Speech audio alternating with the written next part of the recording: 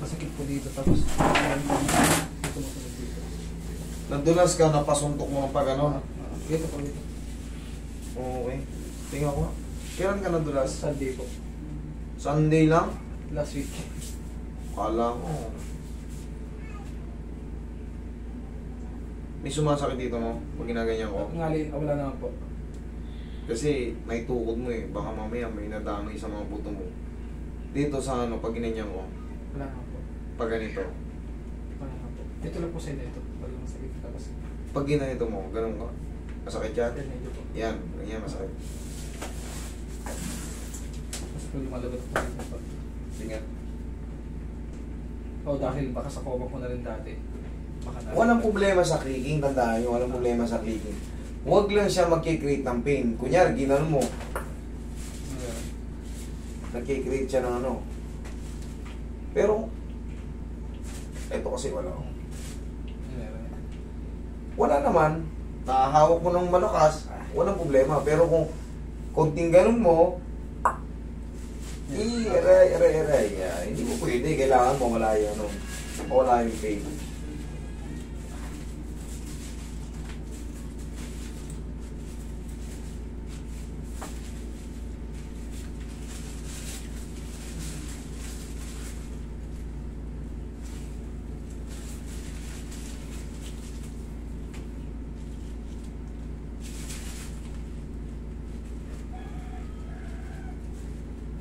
Tingnan nyo lang. Lumubog. Lumubog.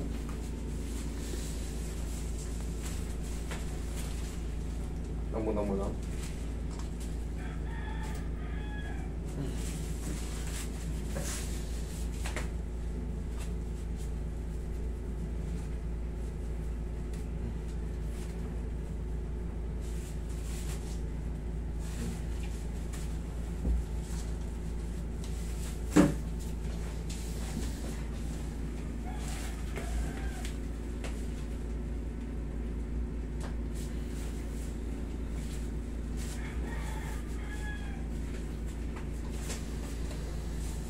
Pero dati ka ng kumang.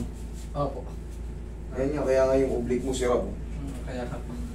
Napapansin mo.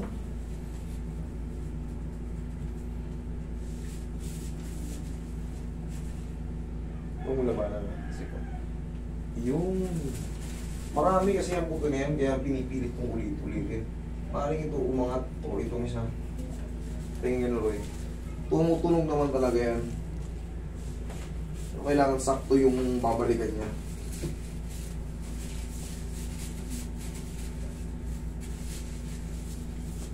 Masakit po yung gilid eh. Dito. Ito po. Yan. Ito sa daliri. Ah, dito sa daliri.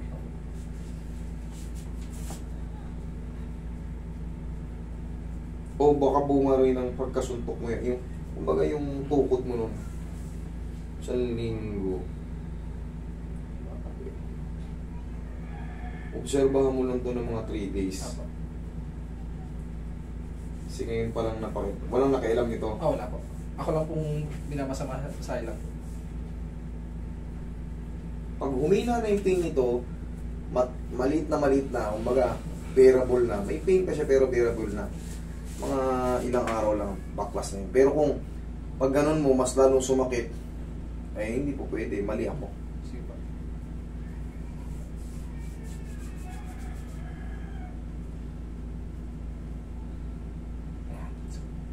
Dito sa palad na to, no? Lamog lang to. Lamog lang to dito. Pero kung dito mananatili sa pinaka-tutupian, ito kasi hindi mo natutupian. Apo. Pantay lang yan. Lalamog lang to sa pagkatukot. Kunting ano lang yan, haplos ng pagmamahal.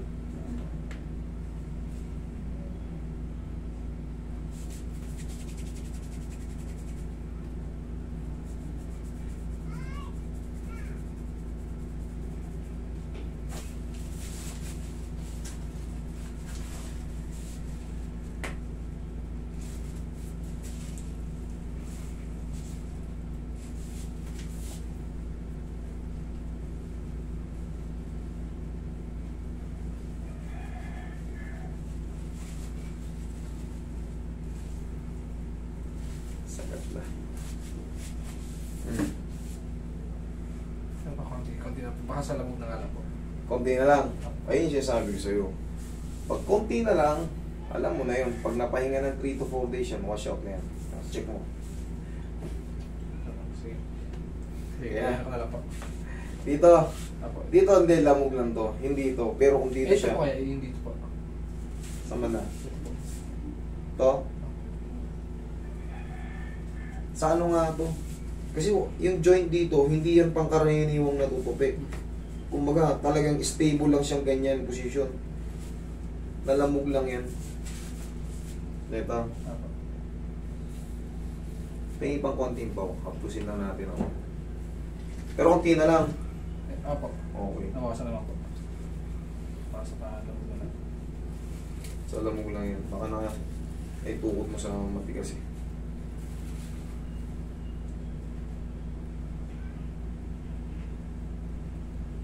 Pero kung mananatili siya rito, dito, sa mga joint, kapag ginaganyan mo, masakit kagad.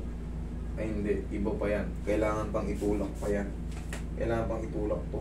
Ito. Pero pagka yan, wala na sa joint, kumbaga yan, yung mga muscle na yan.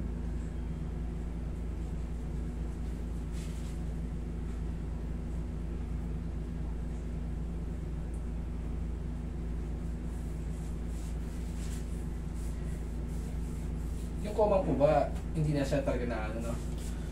Maghihim na kasi yan, idol. Malalaman mo naman pagka ano, mas maganda pa yan, yung may masakit pa. Ganon ka.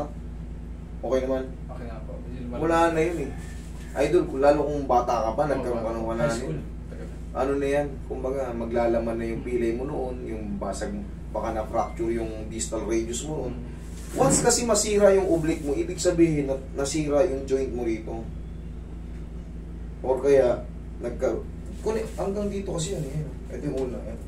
Kaya yung tumutunog sa'yo sumasala-sala kasi na hindi na to nakabalik, may joint to rito eh.